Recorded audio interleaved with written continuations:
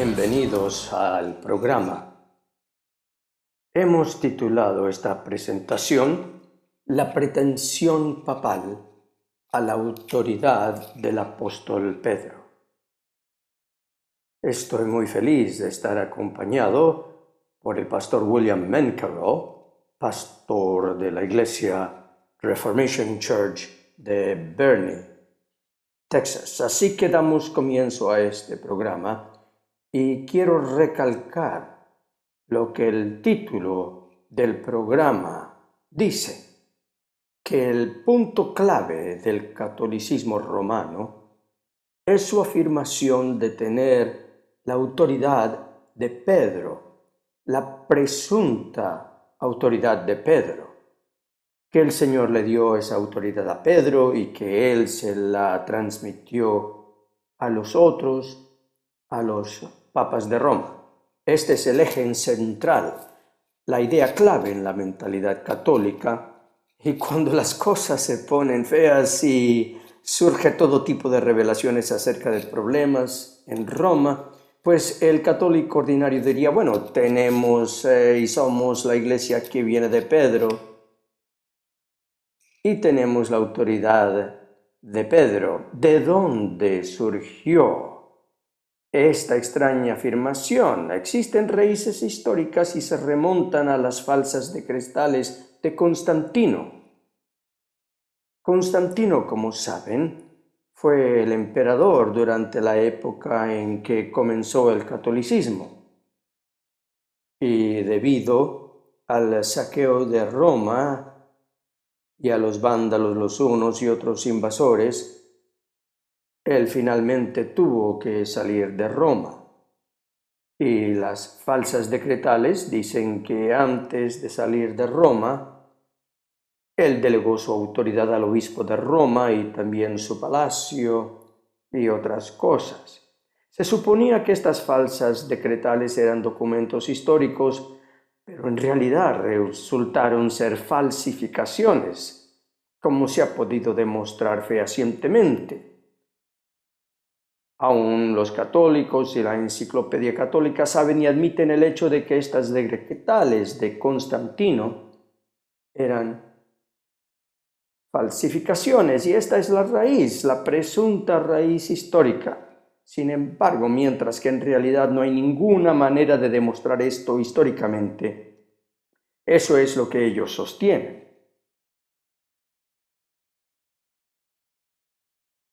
Sostienen que la iglesia fue fundada sobre Pedro y luego que Pedro fue a Roma como obispo, que él fue el primer obispo de Roma y que él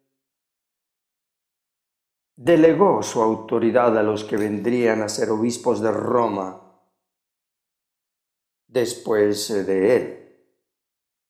Ahora bien, ellos dicen esto oficialmente y quisiera citar sus documentos oficiales.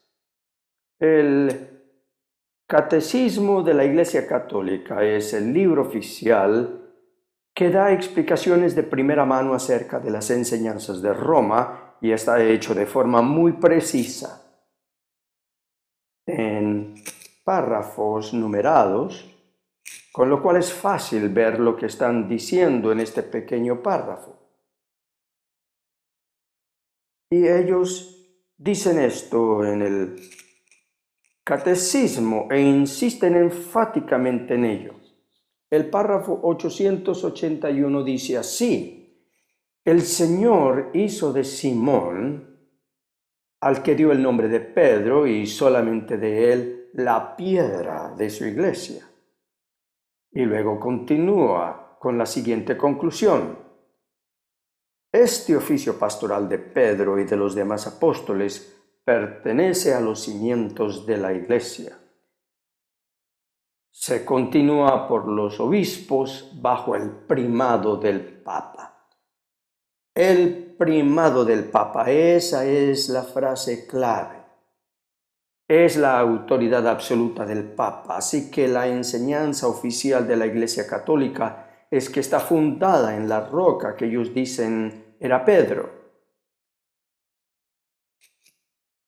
y este es el fundamento mismo de la Iglesia católica. Así que tenemos que estudiar cómo es esto. Pero antes de decirles cómo vamos a estudiar esto, déjenme decirles que precisamente esta afirmación se puede ver en la Catedral de San Pedro en Roma, en la iglesia de San Pedro en Roma, en donde tantas cosas han sucedido, a donde las cámaras del mundo van durante la Semana Santa y Navidad y otras épocas del año. Es la Catedral de San Pedro, construida con dinero proveniente de la Inquisición, cuando creyentes bíblicos, judíos y caballeros templarios y otros fueron torturados y matados durante 605 años. Este dinero vino de la Inquisición, según la cual la gente podía pagar para reducir su tiempo en el purgatorio y sacar las almas del purgatorio. Y se decía que incluso podían obtener hasta el perdón de los pecados. Esto fue usado para construir la iglesia de San Pedro, y en la iglesia de San Pedro está escrito en latín lo siguiente: tú es Petrus, tú eres Pedro. Así que allí está sobre piedra en la iglesia principal del catolicismo romano, San Pedro, desde donde opera el Papa. Así que las premisas que tenemos que analizar son que este texto, Mateo 16 al 20, realmente dice que la roca era Pedro y que Pedro realmente, física e históricamente, fue a Roma y fue el primer obispo de Roma. Y la suposición de que él no solamente fue a Roma, sino que los obispos que le siguieron como obispo de Roma han tenido su autoridad, que había tal cosa como la sucesión apostólica. Bien, cuando uno mira la línea de papas, como se le llama, la presunta línea de papas es extraña. Y hay muchos problemas históricos con respecto a los papas que aparecen allí, y hay muchos problemas teológicos, porque algunos de ellos fueron herejes, como Honorio el I, que fue condenado como hereje. Y durante muchos años después otros papas volvieron a afirmar el hecho de que Honorio el I fue un hereje. Él murió en 638. Pero es extraño, porque cuando nos vamos a estudiar históricamente la historia de Roma e investigamos quién fue el primer obispo, nos encontramos con que habían varios obispos. No había un solo obispo. Cuando Pablo escribió, había muchas congregaciones en Roma, pequeños grupos de creyentes que se juntaban en iglesias de casa, y no había un pastor u obispo único a cargo de todas ellas, así que comenzó con varios obispos y luego, con el correr de la historia, ciertamente se convierte en la Iglesia Católica, pero aún así es raro, porque en esa línea de papas hay muchos asesinatos, intrigas, corrupción, inmoralidad y guerras realmente salvajes entre los mismos oficiales del Vaticano para decidir quién sería el sucesor del Papa que reinaba en ese momento. Así que es una lista muy extraña y no es tan clara como la Iglesia romana quisiera que usted pensara. Ahora bien, solo quiero enfatizar el hecho entonces que la idea de un obispo único no existía en el principio, y que la línea de papas es cualquier cosa menos clara y es muy turbia, entremezclando herejías, asesinatos e intrigas. Efectivamente, Richard, efectivamente. Has tocado el punto clave y pienso que vale la pena repetirlo. Y es que el eje central del catolicismo romano, la carta fundamental sobre la cual toda su estructura se sostiene en pie o se derrumba, es su afirmación, la afirmación del papado, de que la Iglesia está fundada, y tú conoces bien su afirmación, que está fundada exclusivamente sobre el apóstol Pedro. Y además afirman, por supuesto, como tú has observado, que él fue el primer obispo de Roma, heredándoles así toda su autoridad. Ahora bien, ¿cómo hacen para razonar que si él fue el primer obispo de Roma, entonces él podía heredarles toda su autoridad a todos los obispos subsiguientes y, por tanto, el siguiente obispo podía heredarle su autoridad al siguiente obispo de Roma? Eso es lo que ellos dijeron. Yo creo que cuando hayamos terminado, cuando los televidentes hayan terminado de ver este video, yo creo que ellos podrán reconocer que habremos intentado exitosamente demostrar a partir de la Biblia y de los escritos de la Iglesia Católica Romana que este eje central del catolicismo romano, la carta fundamental sobre la cual toda su estructura se sostiene en pie o se derrumba, es obvia y manifiestamente falsa. Y creo que a medida que demostremos esto a partir de las escrituras en esta presentación, verán el castillo de naipes del papado venirse abajo. Comencemos, pues, con las presuposiciones que alega la Iglesia Católica. La primera presuposición es el texto del Evangelio de Mateo, capítulo 16. Y animo a cualquiera que tenga una Biblia a mano a que la abra en el capítulo 16 del Evangelio de Mateo. Y el contexto es que Jesús les pregunta a sus discípulos, ¿quién dicen los hombres que soy yo? De hecho, comencemos con el versículo 15 de Mateo 16. Él, es decir, Cristo, les dijo, ¿y vosotros quién decís que soy yo? Porque ellos dijeron, algunos dicen que tú eres Juan el Bautista, otros Elías, etc. Versículo 16. Respondiendo Simón Pedro, dijo, tú eres el Cristo, el Hijo del Dios viviente. Entonces le respondió Jesús, bienaventurado eres, Simón, hijo de Jonás, porque no te lo reveló carne ni sangre, sino mi Padre que está en los cielos. Y yo también te digo que tú eres Pedro, y sobre esta roca edificaré mi iglesia, y las puertas del Hades no prevalecerán contra ella. Y a ti te daré las llaves del reino de los cielos. Y todo lo que atares en la tierra será atado en los cielos, y todo lo que desatares en la tierra será desatado en los cielos. Entonces mandó a sus discípulos que a nadie dijesen que él era Jesús, el Cristo. Ahora bien, ese es el texto que yo mencioné de Mateo 16, el texto clave que la Iglesia Católica Romana usa para demostrar, como dicen ellos, que Pedro es el fundamento de la Iglesia.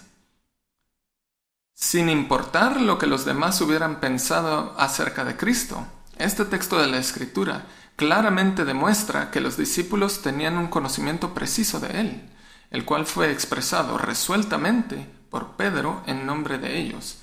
El Señor afirma que este conocimiento intuitivo de que Él era el Cristo, que quiere decir Mesías ungido, y el Hijo del Dios viviente, coeterno con el Padre, como sabemos por muchos pasajes. Juan 1 es un ejemplo, coeterno con el Padre y por tanto igualmente Dios. La palabra estaba con Dios y la palabra era Dios, Juan capítulo 1. Que ese conocimiento de quién era Jesús era una revelación de su Padre que está en el cielo. Y el Señor le atribuye el conocimiento a esa revelación. Así que es precisamente esta revelación lo que el Señor declaró que se convertiría en la roca o fundamento sobre la cual Él edificaría su iglesia. Esto es indiscutible, puesto que la orden del Señor para los discípulos fue que ellos no le debían decir a nadie que Él era el Cristo. Ahora, recuerden el versículo 20 de Mateo 16. Entonces mandó a sus discípulos que a nadie dijesen que Él era Jesús el Cristo. Por tanto, sostener la idea, el punto de vista de que Pedro mismo es la roca, pervierte el sentido llano y sencillo de la declaración que el Señor hizo de que Jesús era el Cristo, la roca. Decir que la iglesia fue fundada sobre un hombre, un simple hombre, y no sobre la revelación dada por Dios de que Jesús era el Cristo, el Hijo del Dios viviente, es insultar el mandamiento de Cristo y corromper la palabra de Dios. El Espíritu Santo confirmó el verdadero significado del versículo al hacer que se escribiese en el idioma griego, como tú sabes muy bien. La palabra Pedro en griego es Petros. Es de género masculino y significa una piedra. En cambio, la palabra roca en griego es Petra.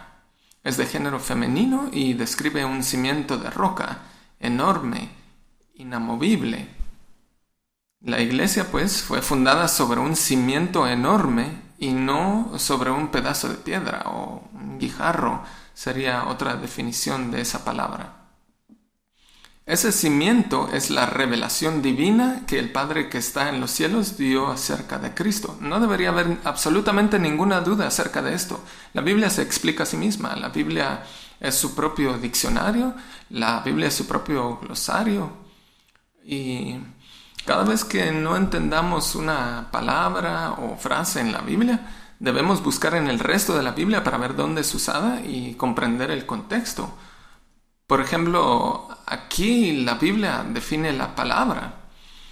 No necesitamos preguntarnos, bueno, ¿qué es roca? ¿Qué quiso decir Cristo con la palabra roca? Bueno, pues esto es lo que dice la Iglesia romana. No. En 1 Corintios capítulo 10, en el versículo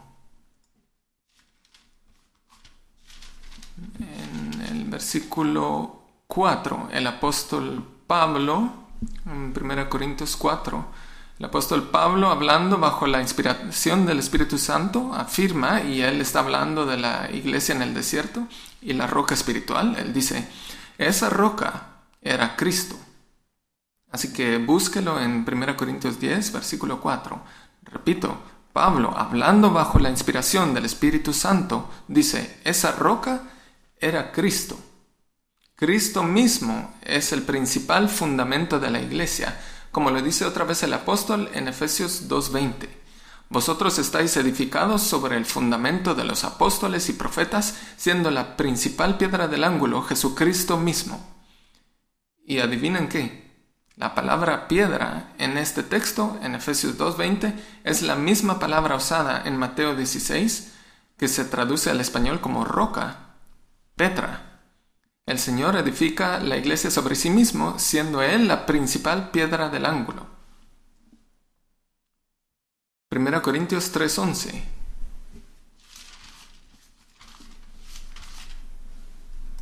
Porque nadie puede poner otro fundamento que el que está puesto, el cual es Jesucristo.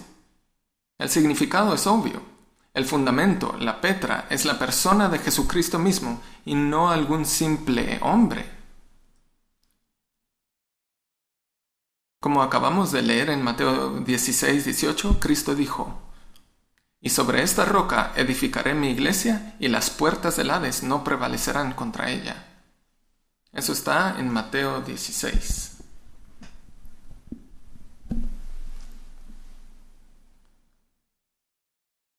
También en Mateo 16, en el versículo 23, Jesús se dirige a Pedro llamándole Satanás, diciéndole, quítate de delante de mí, Satanás, me eres tropiezo porque no pones la mira en las cosas de Dios, sino en las de los hombres. No podemos suponer que Cristo nombró a Pedro como cabeza de su iglesia, cuando al mismo tiempo sabía que poco después le llamaría Satanás. Así que hemos visto varias escrituras que indican el significado de la palabra roca y de forma devastadora, tanto que apenas unos momentos después él se da la vuelta y le llama a Pedro Satanás. Juan Calvino dice en su comentario que si ese es el caso, y que si hay sucesión apostólica, entonces todos los papas deben ser pequeños satanases. La revelación del Cristo, el Hijo del Dios viviente, citada en Mateo 16, fue dada primero a los judíos y luego a los gentiles. Esta entrega de las llaves del reino de los cielos a Pedro se cumplió literalmente cuando Pedro fue hecho el primer instrumento para abrirles esta misma revelación a los judíos. Él era el apóstol a los judíos. Él fue el primero en proclamar a los judíos en Hechos 2 que a este Jesús, a quien vosotros crucificasteis, Dios le ha hecho Señor y Cristo. Él estaba evangelizando, proclamando el evangelio a los judíos, Hechos 2:36. Y a los gentiles él también les proclamó en Hechos 10, versículos 34 al 44. Así pues, solo el apóstol Pedro cumplió la proclamación inicial. La sucesión apostólica, como se supone que debe ser el término, a esta comisión profética no es posible, ya que solamente hubo una apertura inicial del reino, tanto para los judíos como para los gentiles. No se les puede estar abriendo constantemente el reino a los judíos y a los gentiles, solamente hay una apertura. La segunda parte del versículo 19 fue una comisión sobre la responsabilidad de atar y desatar. Estoy hablando de Mateo 16, donde Cristo dice: todo lo que atares en la tierra será atado en los cielos, y todo lo que desatares en la tierra será desatado en los cielos. Esta es una comisión sobre la responsabilidad de atar y desatar, y se refiere a la disciplina de la iglesia, la cual fue dada también a los otros apóstoles, como puede verse, por ejemplo, en Mateo 18:18. De cierto os digo, y él les está hablando a todos los apóstoles aquí, que todo lo que atéis en la tierra será atado en el cielo, y todo lo que desatéis en la tierra será desatado en el cielo. Por cierto, él está hablando en plural, le está hablando a un grupo de personas. Por tanto, el enfoque del texto de Mateo 16 se centra en la divinidad de Jesús como el Hijo del Dios viviente y en su papel como Mesías o Cristo. Este hecho es la roca sobre la cual su iglesia está edificada. Los defensores de la Iglesia Católica alegan que el Evangelio de Mateo fue escrito originalmente en el idioma arameo, y ellos tienen toda una serie de argumentos sofísticos diciendo que como fue escrito en arameo, que lo que nosotros estamos diciendo no puede ser cierto, que en arameo piedra y roca son la misma palabra. Y si ustedes quieren perder su tiempo, pueden leer esos argumentos. Ellos afirman que el texto original de Mateo 16:18 usó la palabra aramea kefa para designar tanto el nombre dado a Simón, hijo de Jonás, como la roca sobre la cual Cristo prometió que edificaría su iglesia. Bueno, pues hay un problema con esa afirmación. Es una falacia porque el Nuevo Testamento fue inspirado en el texto griego y no hay ningún texto arameo en existencia del cual éste se haya derivado, como alegan ellos. Existen traducciones arameas y sirias del texto original griego. Sin embargo, no es posible fiarse de que éstas representen fielmente ningún supuesto texto arameo original, el cual ni existe. Los textos arameos no son más que traducciones no inspiradas del texto original en griego, porque el original fue escrito en griego. Así que el argumento entero se desmorona. En todo este asunto del texto de Mateo 16, la Iglesia de Roma se ha aprovechado del hecho de que la palabra Pedro y la palabra roca se parecen mucho en griego. No son iguales, pero se parecen mucho. En consecuencia de esto, la Iglesia de Roma, muy hábilmente, con mucha destreza, ha sustituido lo uno por lo otro, y así ha pretendido hacer que el texto diga: tú eres Pedro, y sobre ti, Pedro, edificaré mi iglesia. Sin embargo, la palabra en las Sagradas Escrituras es sobre esta roca. El Señor dijo sobre esta roca y no sobre ti. Esta roca significaba la verdad que acababa de ser enunciada en las palabras el Cristo, el Hijo del Dios viviente, la revelación divina del cielo. Esta verdad ocupa un lugar tan fundamental y esencial para la iglesia que con justa razón se le puede llamar una roca, un cimiento. Eso queda absolutamente claro. Afirmar que la Iglesia está edificada sobre un simple hombre es sencillamente ridículo. Pero no solo es ridículo, sino que van más allá y les atribuyen a los distintos hombres que han sido papas y al cardenal que ahora es papa, les atribuyen poder supremo y absoluto. Es que es realmente increíble y uno solo tiene que remitirse a sus declaraciones oficiales y leerlas para ver qué afirmación están haciendo y para ver lo ridículo que es esto. Leamos en el Catecismo de la Iglesia Católica, el párrafo 882, dice lo siguiente: el pontífice romano, en efecto, tiene en la Iglesia, en virtud de su función de vicario de Cristo y pastor de toda la Iglesia, la potestad plena, suprema y universal, que puede ejercer siempre con entera libertad. Así que el poder que este hombre se supone que tiene es un poder pleno, supremo y universal.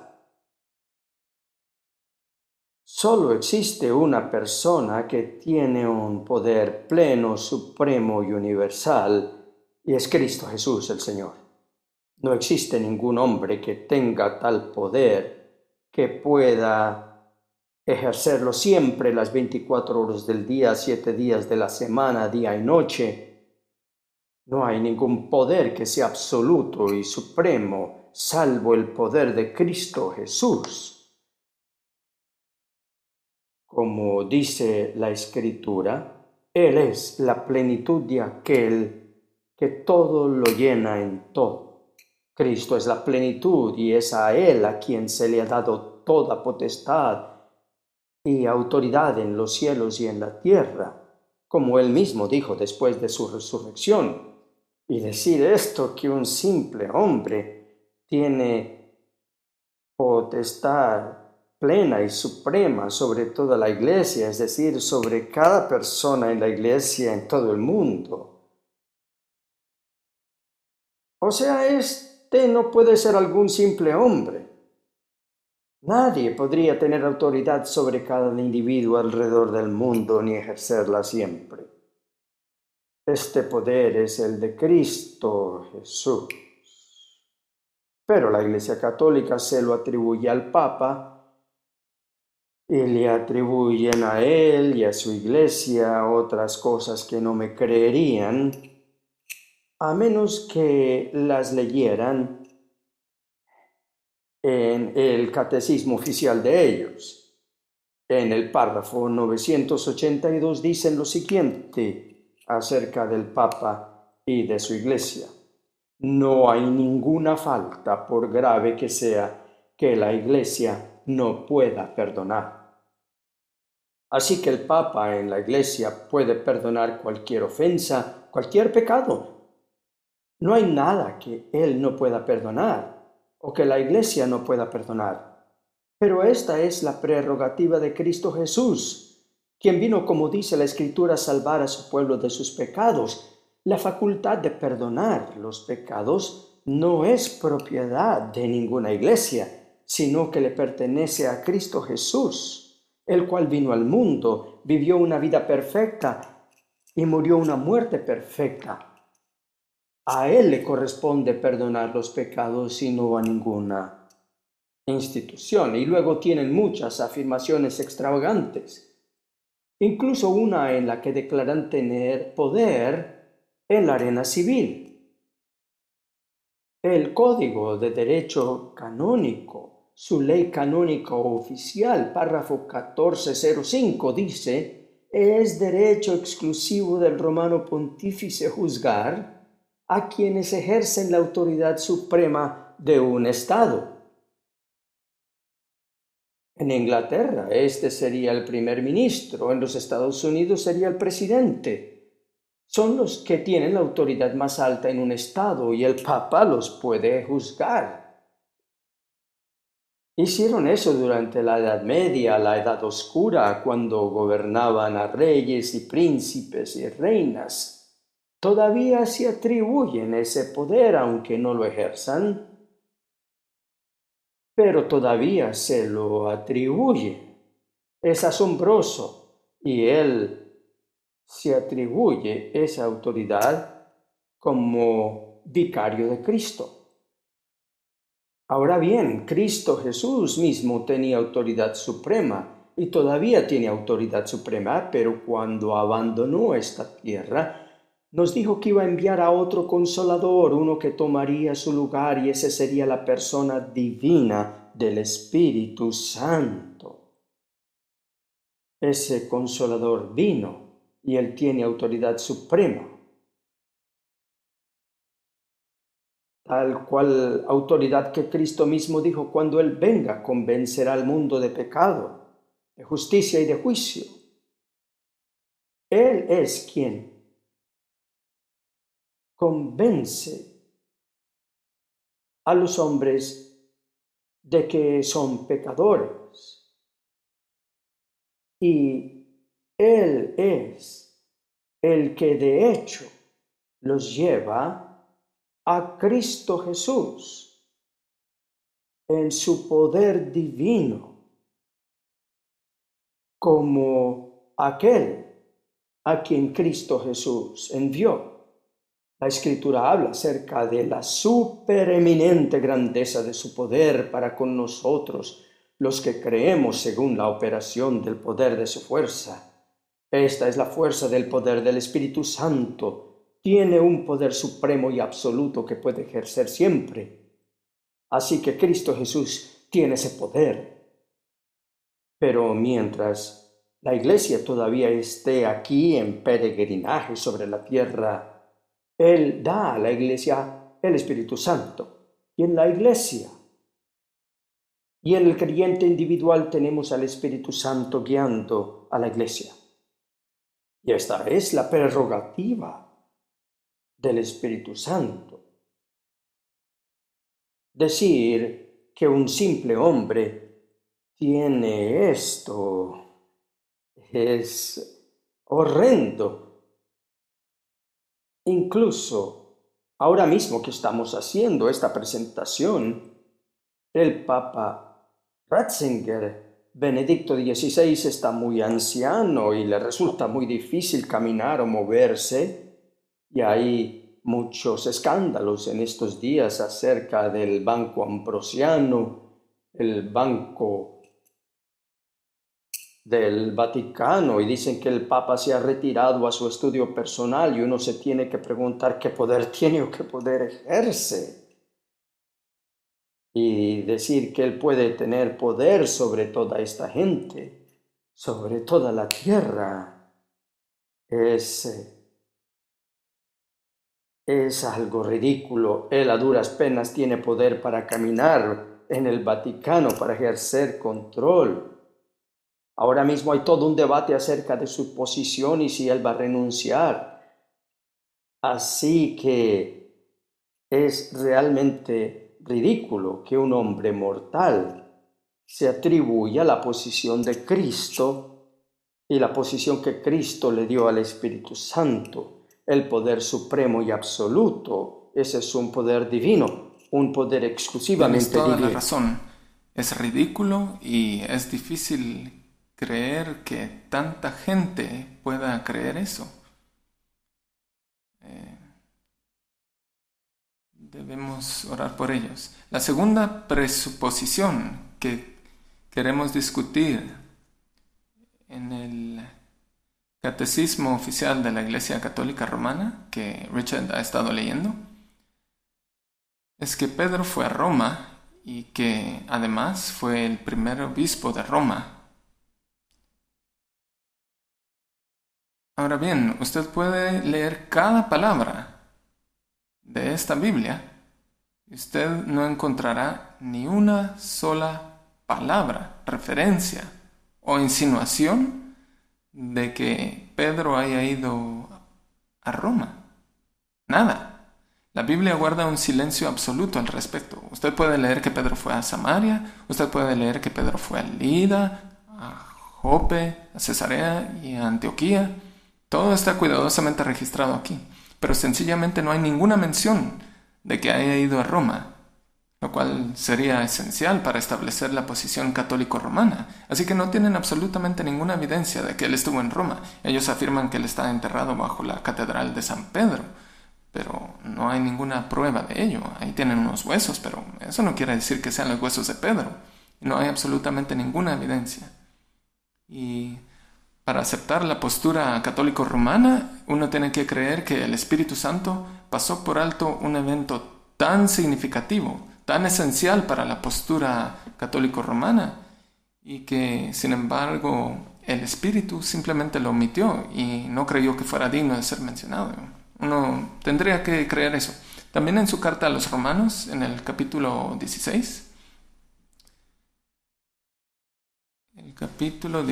que es el último capítulo, el apóstol Pablo, en los primeros 15 versículos, da simplemente una lista de personas. Él dice en nuestras palabras: salúdame a fulano, dale mis recuerdos a mengano, un saludo para sutano. Él los menciona por nombre. En algunos casos dice, y a los de su casa. No sabemos cuántos eran, como 30 personas o más. Y recuerden, esta es gente que está en Roma. Él le está escribiendo a la iglesia de Roma. Pero hay una persona que no parece mencionar. Y esa sería Pedro, quien se supone que es el pastor, el obispo de Roma. Pablo no menciona esto. De hecho, él no menciona a Pedro ni una sola vez en ninguna de sus cartas que él escribió desde Roma a las iglesias y a Timoteo. Aunque sí recuerda a muchos otros, a muchísimos otros. Así que está claro que esta idea, esta presuposición de que Pedro estuvo en Roma fungiendo como su primer obispo, es una conjetura, un simple y llano engaño. No puede ser el fundamento sólido sobre el cual está basada la fe. Richard, no sé si ya te lo había contado, pero hace algunos meses, cuando estuve en Roma, mi esposa Alison y yo fuimos a la cárcel Mamertina, en donde se supone que Pedro y Pablo estuvieron encarcelados.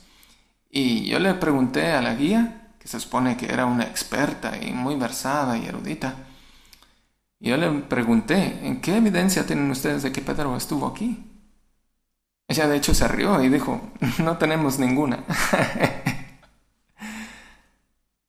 La tercera presuposición del catecismo oficial de la Iglesia Católica es que los sucesores de Pedro son los obispos de Roma bajo el primado del Papa. Esta presuposición está oficialmente declarada en su catecismo, párrafo 892.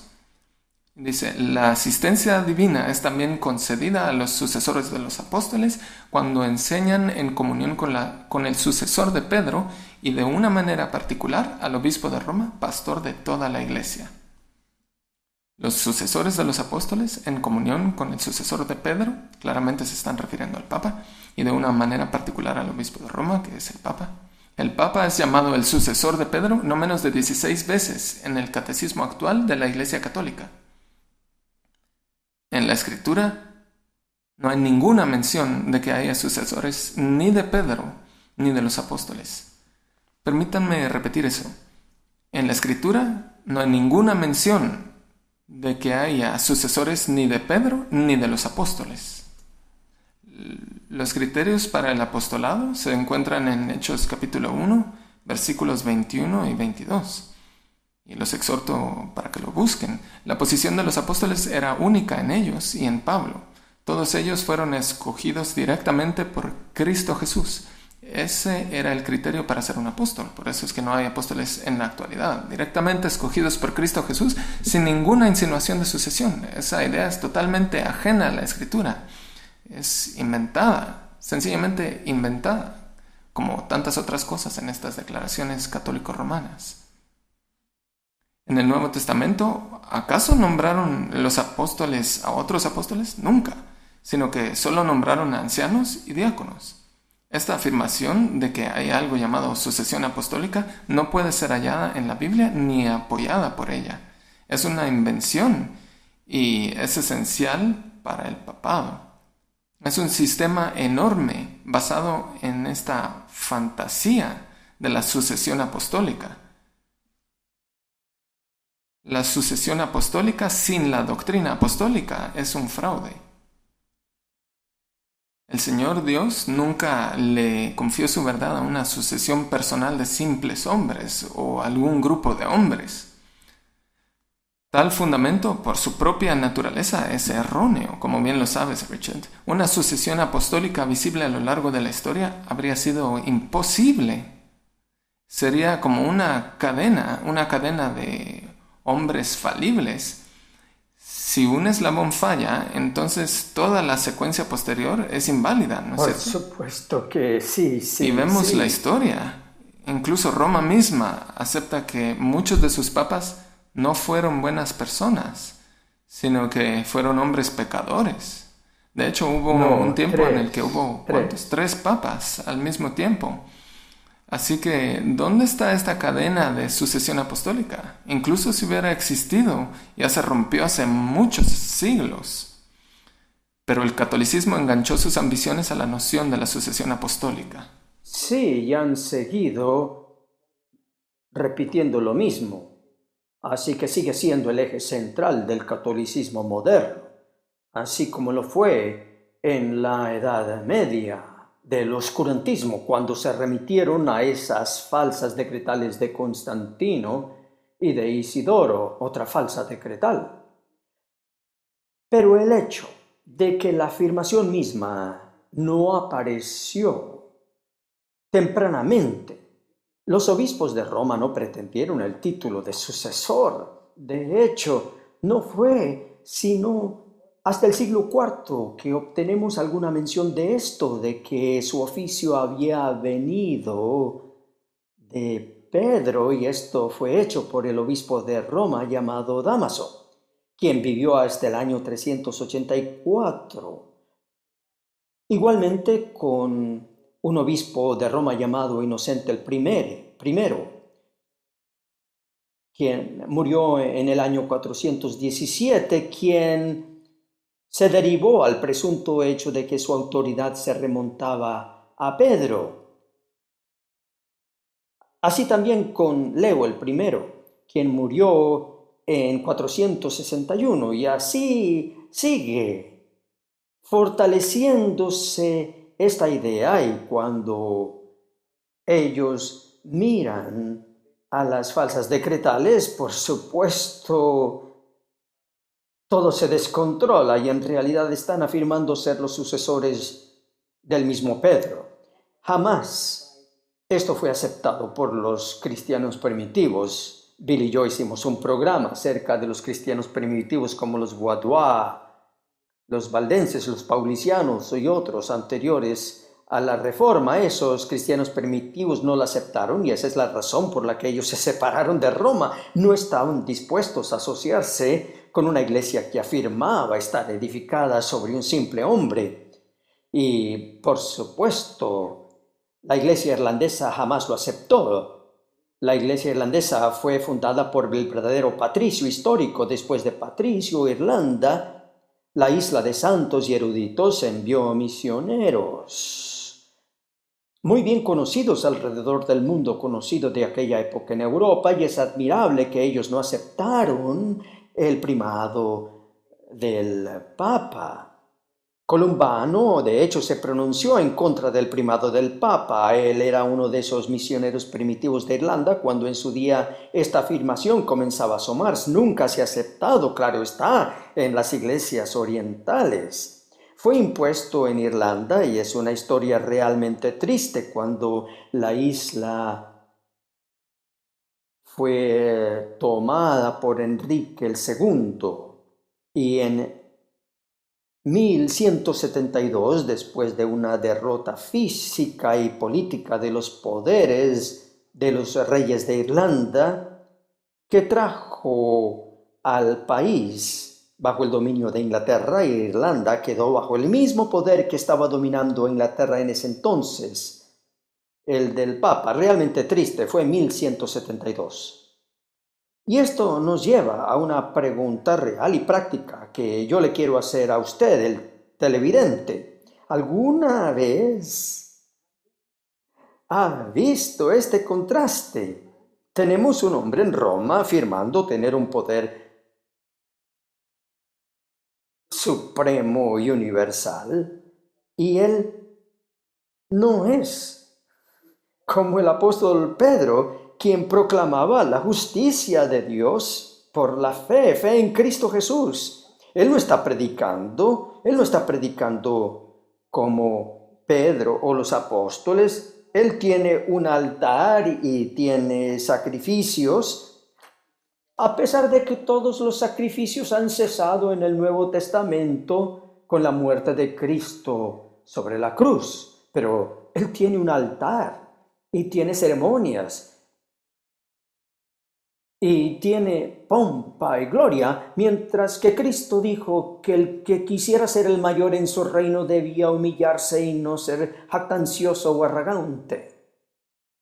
Los papas de Roma y los obispos desfilan con vestidos espléndidos, los cardenales con su escarlata, los obispos con su púrpura, y es asombroso que esta es la iglesia que pretende estar fundada sobre un hombre que está puesto en los zapatos de Pedro, así que es asombroso que haya tradiciones como estas.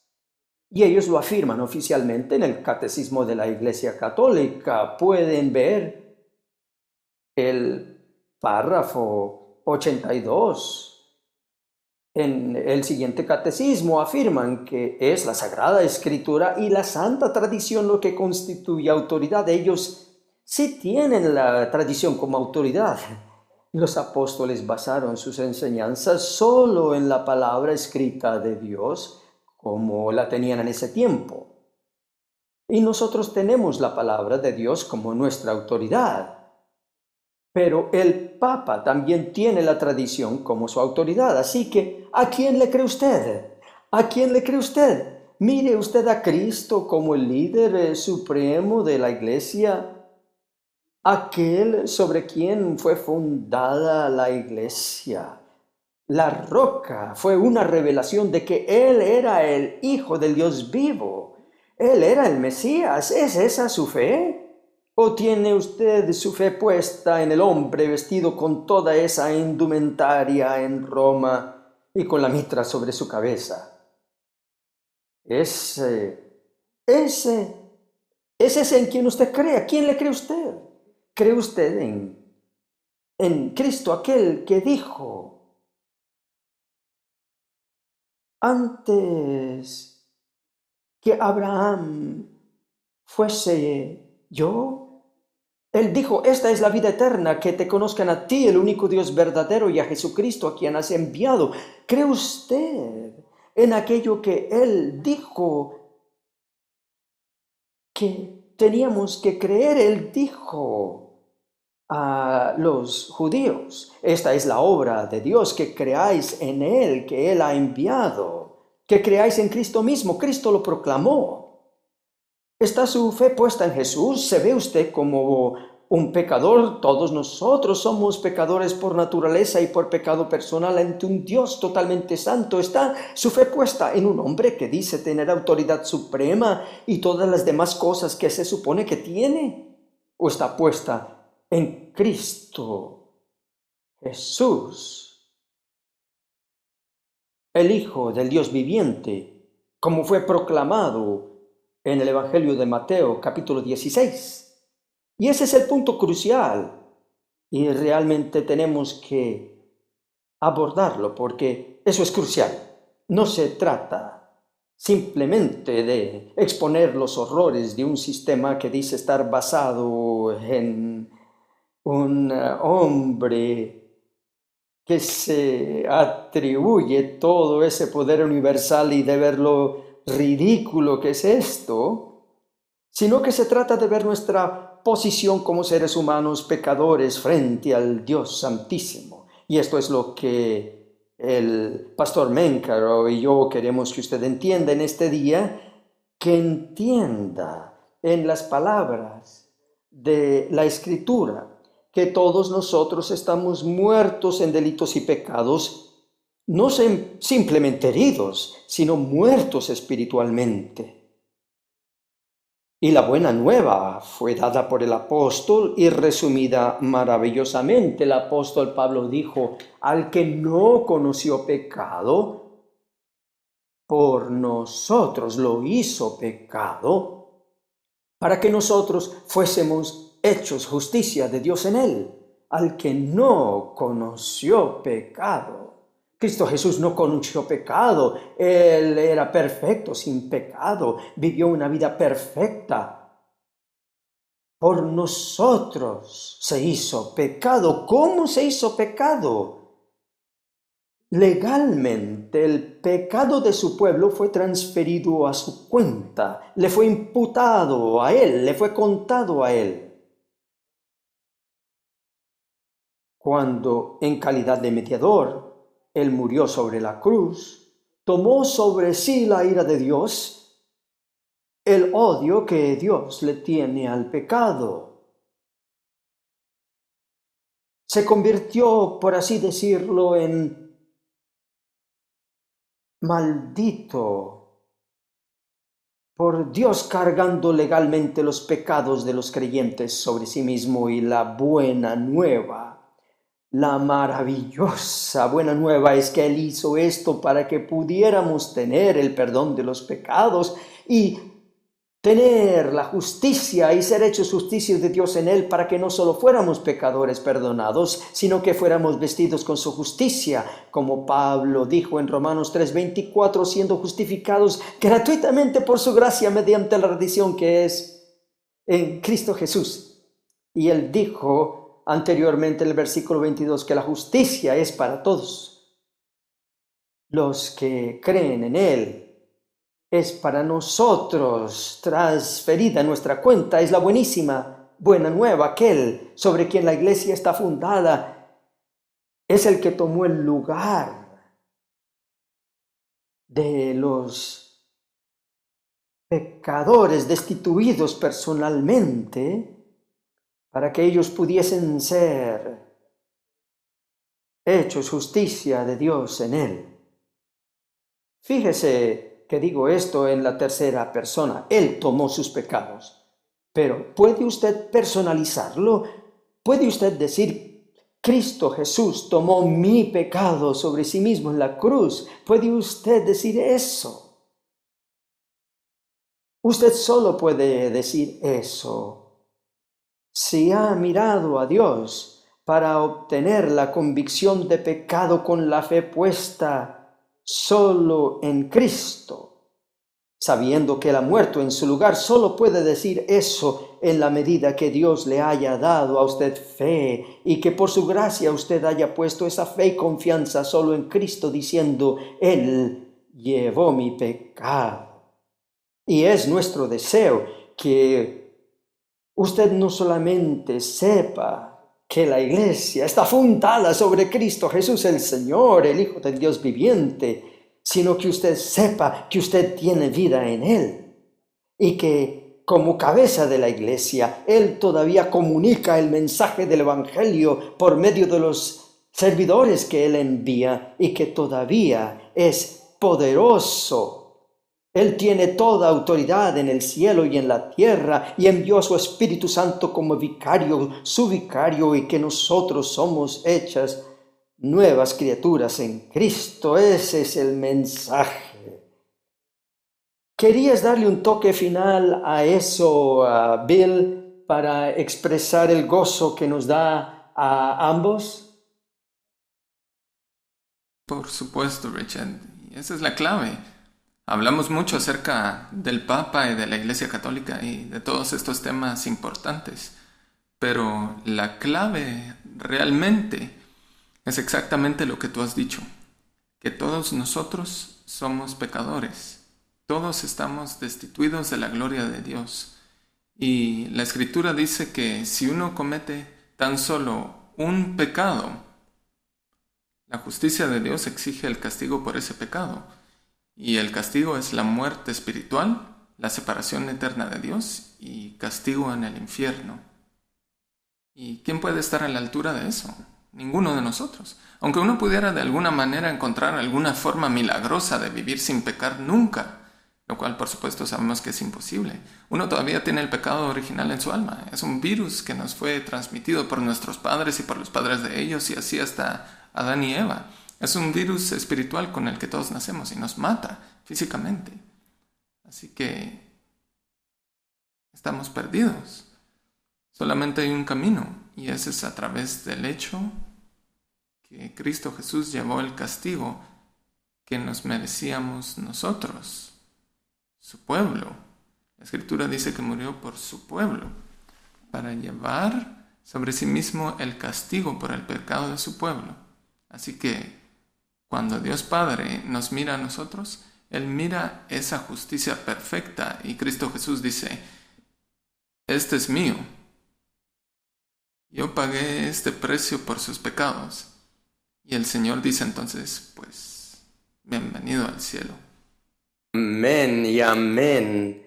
Ha sido una alegría compartir esto con usted y si usted quisiera decirnos algo, por favor, comuníquese con nosotros. Es muy fácil. Verá la dirección de correo electrónico en la pantalla. Es Daviel de Paz. Así que es davieldepaz@yahoo.com. Sería estupendo tener noticias suyas. Una alegría también hablarle. Es una alegría para nuestros corazones. Le damos gracias a Dios por la roca Cristo Jesús. Alabamos al nombre de Dios y es nuestra oración que podamos glorificarlo y mirarlo a Él ahora y por toda la eternidad. Amén y amén.